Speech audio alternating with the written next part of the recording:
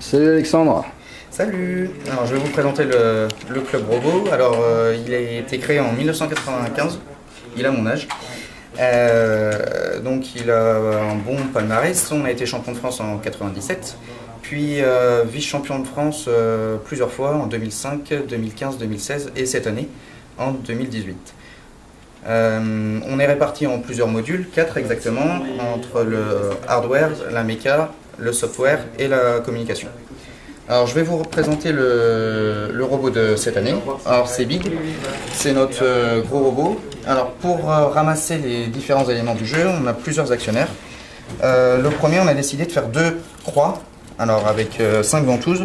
Alors une à l'avant et une à l'arrière du robot pour prendre plusieurs croix de cubes lors du match. Et donc on les prend comme ceci.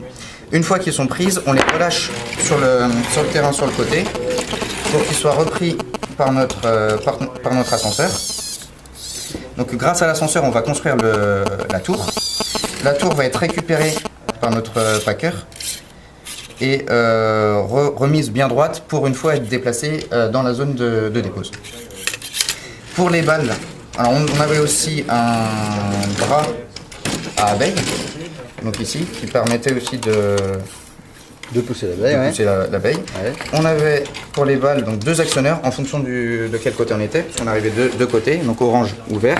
Les balles descendaient dans le petit chemin fait en impression 3D et étaient envoyées grâce à un moteur d'essai asservi en vitesse.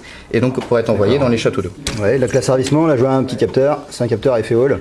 Ça permet de mesurer les aimants qu'on a mis sur le moteur, enfin sur l'objet en rotation, la pièce tournée en rotation. Et donc tes ventouses, là il y a autant de pompes que de ventouses. Hein. Oui, c'est ça, oui. Donc ça fait dans le robot au total 14 pompes. Oui, 5 pour les... Plus une bonne dizaine de servomoteurs en plus. Hein. C'est ça. On a aussi un petit bras pour l'interrupteur, parce que nos 2 robots étaient capables de faire l'interrupteur, le switch. De faire le switch. Il doit être derrière. Et là, sur le gros il est tout petit. Ces petits trucs là. Ouais. D'accord. Et donc le petit robot en termes de conception hard-soft. Alors le petit robot il fait la même chose, à part pour prendre, il pouvait trier les balles grâce à un capteur couleur qui était juste derrière dans la fente. Ouais, donc c'est un APDS 9960, donc un tri de balles. Et donc une fois qu'on avait trié les balles, on pouvait ramener les balles qu'on voulait grâce à cet actionneur là pour les relâcher dans la zone la station. Ouais. Et le bras là, en forme de kangourou là? Alors le bras en forme de kangourou, alors dans les phases de qualification il servait juste à allumer notre interrupteur. Dans les phases finales il avait un petit but en plus, c'est d'éteindre l'interrupteur adverse. Donc là tu vas nous montrer l'actionneur qui permet d'appuyer sur l'interrupteur du panneau domotique. Oui, en phase de qualif, notre bras à interrupteur donc, se positionnait devant l'interrupteur, avançait tranquillement et allumait notre interrupteur. Alors pour les phases finales, on pouvait l'éteindre, l'interrupteur adverse, donc grâce à notre bras, et on se positionnait. Ouais, voilà, avec une deuxième position, avec le même actionneur, t'arrives, bon là il est pas servi donc à la main c'est pas facile. Hop, avec le bout d'alu qui dépasse. Quand on avait un cube devant placé pour protéger l'interrupteur, on avait cet actionneur là qui permettait de déposer les balles, qui nous permettait d'aller éteindre l'interrupteur adverse. Exactement comme ça, d'accord. Est-ce que tu penses qu'il y a des adversaires qui étaient assez malins pour aller mettre un cube pour protéger leur interrupteur? Oui, en phase finale ça nous est arrivé et malheureusement on n'a pas réussi à les éteindre grâce à cet actionneur là. Mais du coup les adversaires pouvaient venir éteindre notre interrupteur? Oui, mais nous aussi on déposait un cube devant grâce à notre Golden Cube qui se mettait là. Tiens, j'en ai un, il est blanc celui-là. Tac. Il y a un beau blanc. Hein. Il se mettait là et on le relâchait avec ça ouvert. Comme ça. D'accord. Alors pour la détection de couleur du plan de construction, la solution d'utiliser un capteur couleur Tritronix a été retenue. Oui, il se trouve là. Donc notre robot en fait sortait directement au début du match de la zone de départ et avançait en face du... On voit la lumière sur le mur. Ouais.